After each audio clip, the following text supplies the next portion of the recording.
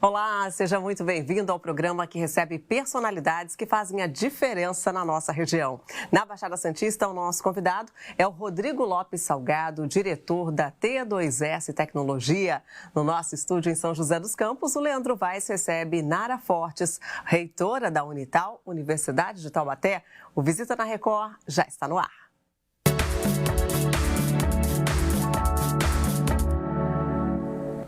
E hoje recebo no nosso estúdio aqui da Baixada Santista o Rodrigo Lopes Salgado, ele que é diretor da T2S Tecnologia. Obrigada pela presença aqui no nosso estúdio. Eu que agradeço, é sempre um prazer poder ter esse bate-papo mais próximo da cidade e aproximando do porto. Obrigado. Só para a gente contextualizar aí, vamos falar um pouco de como que surgiu a empresa, né, aqui na cidade de Santos. A origem é Santos. Sim. Nós somos uma empresa nascida e criada aqui com o pé na areia. A T2S existe há 19 anos já, até um pessoal se surpreende.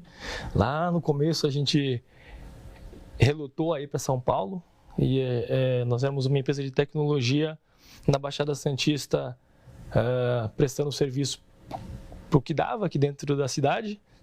Naturalmente, o forte da cidade, o que demandava mais trabalho, acabou sendo o porto. E aí nós conseguimos alguns clientes dentro do porto e durante muito tempo a gente nem percebia o poder que a gente tinha nesse setor tão importante para o país. E acabou acontecendo aí, né, várias parcerias internacionais também, por consequência. Sim. O primeiro passo foi justamente isso, são aquelas felizes coincidências das empresas que vão dando certo.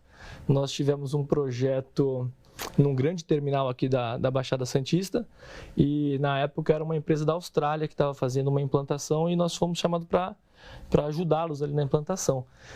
E o projeto era um projeto complicado, e a gente entrou meio que numa furiosa para tentar salvar o projeto e deu tudo certo. No final das contas deu tudo certo e no final desse projeto a gente recebeu um convite lá do presidente da empresa da Austrália para visitá-los e quando nós fomos até lá ele fez uma proposta para a gente ser parceiro técnico deles aqui, já que eles tinham uma solução implantada do outro lado do mundo, né, para eles, e eles precisavam de um parceiro no fuso horário local, com língua local, e aí as parcerias começaram a ir evoluindo. Então, sim, hoje nós temos parcerias com essa empresa australiana, com empresas americanas, alemã, holandesas, tem vários fornecedores. E vamos falar um pouquinho, né, da chegada da tecnologia 5G nos portos, essa parceria também com a Nokia. A Intermodal é uma feira logística, a maior feira logística do Brasil. Na última Intermodal, a gente pôde estreitar e quase que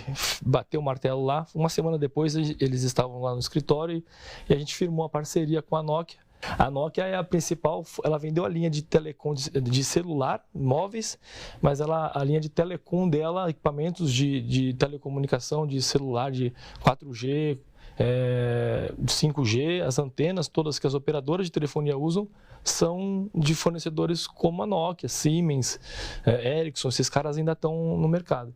E quando a gente fala de 5G, normalmente as pessoas associam o 5G com o nosso próprio telefone. Sim. Mas para o porto é uma solução privada. Você implanta antenas proprietárias, então um terminal compra antenas, ele instala dentro da área de alcance lá do terminal dele e aí ele ganha um chip que só funciona dentro daquela rede, é como se fosse uma nova operadora de celular, que é uma rede privada, ele consegue uma licença, precisa de uma licença na Anatel, ele pode operar dentro do terminal. É a tal da internet das coisas.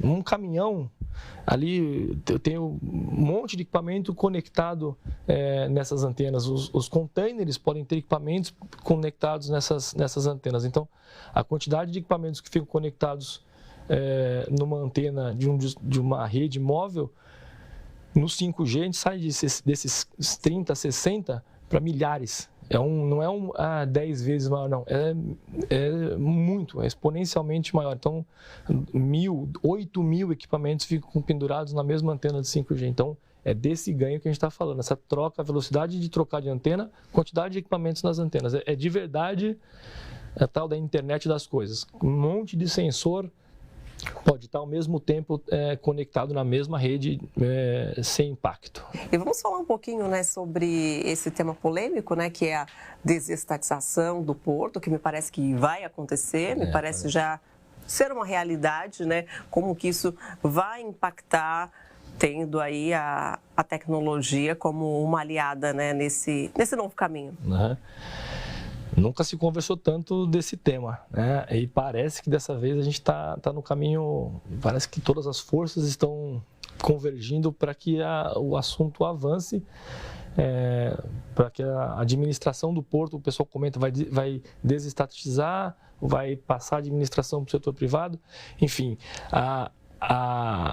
quando a gente fala de porto, o porto é a autoridade que administra todas as empresas que estão ali dentro trabalham como se fosse um shopping. E as lojas? As lojas são os terminais, tem terminal de contêiner, de granel, líquido e tal, e o porto é quem administra tudo isso, é quem alinha os navios para entrar, quem cuida de dragagem, quem cuida dos sistemas que fazem com que um terminal troque informação com o outro, porque muita carga é desembarcada no terminal e tem que ir para outro terminal. Então, é um monte de serviços, os serviços a bordo dos navios são todos alinhados e estão sob toda a custódia da autoridade portuária. E essa administração indo para a mão da iniciativa privada, principalmente em questão de sistemas, e a gente não é atrasado aqui em Santos em questão de sistemas portuários, né, por conta da SPA, a questão de agilidade para desenvolvimento, para integrações, para padronização de comunicação, a gente espera que isso seja muito, esse setor, esses pontos sejam muito beneficiados. E do ponto de vista dos terminais, questões contratuais, questões de dragagem, tem mais um monte de outras grandes áreas que vão ser claramente beneficiadas por uma administração mais ágil. O problema o foco todo é a agilidade na administração. Um contrato vai vencer, demora meses, quase ano para se discutir quem vai renovar um contrato de uma dragagem, por exemplo. Aquela famosa burocracia, né? Esse é o principal ponto de resolução nessa desestatização. Pelo menos essa é a expectativa, né, de melhora nesse processo, inclusive da automação que a gente estava falando agora há pouco. Sim. Todos os casos no mundo de portos que foram por esse caminho são casos de sucesso. E eu uso até dizer que todos os casos de desestatização em quase todas as áreas, o objeto que é desestatizado, ele tende a evoluir, crescer e prosperar e gerar até mais riqueza para o próprio governo. É verdade. Agora, falando aí sobre uma característica, né, de vocês, os diretores, né, da empresa, são professores universitários, né? Como que isso impacta no trabalho de vocês? Essa é uma estratégia que desde o começo a gente apostou e a gente insiste e acredita que por conta dela isso está dando certo, ainda mais nesse mundo louco que a TI está enfrentando. Qualquer pessoa que você tenha a oportunidade de conversar sobre TI, o mundo tá louco. Um menino de 20 anos está ganhando 30, 40 mil reais, ele acha que é sênior e estão pagando ele como sênior. Está uma bolha absurda. Então, e aí começou, né, na época da pandemia, trabalho remoto, então o que já era difícil ficou pior ainda, a demanda de soluções de TI aumentou, então a procura por esse pessoal aumentou, já tinha um déficit, já tem um déficit até anunciado há tempo da oferta de mão de obra de TI, então a nossa posição dentro da academia, né, eu e meu sócio, o Ricardo, nós somos professores lá do Centro Paula Souza, da FATEC, em Santos e na Praia Grande, temos relação com o Centro de Inovação, com o Parque Tecnológico, com todo esse envolvimento com a universidade, a gente sempre manteve do nosso lado, porque isso faz com que o nosso processo seletivo demore um ano um ano e pouco. Então, quando eu contrato a pessoa, as pessoas que eu conheço eu não preciso nem entrevistar. Eu falo, vem cá você.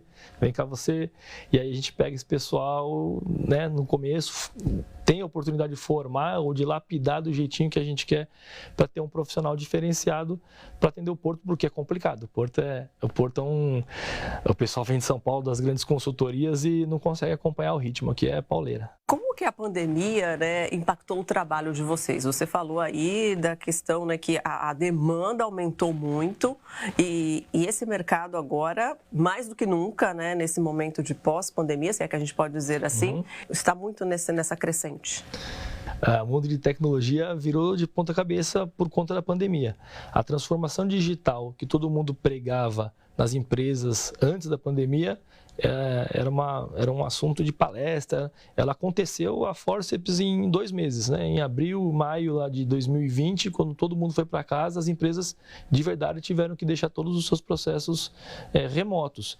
E aí é que todo mundo começou a trabalhar de casa, a TI já estava pronta para isso, então as TIs conseguiram, do mundo todo, os departamentos de tecnologia conseguiram responder à altura em qualquer setor. A gente vê nas escolas, nas empresas, quase que não teve impacto, mas as pessoas conseguiram se adaptar. Era mais o impacto cultural do que o impacto tecnológico. Mas isso fez também com que a gente tivesse uma competição maior por esse profissional de TI que estava em falta. Então, as pessoas começaram a trabalhar remotamente para outros estados, para outros países. O mundo está saindo dessa com uma visão melhor. Ainda é um choque cultural para muitas empresas, aquele papo de fica híbrido, fica em casa, fica o que é melhor, o que é pior.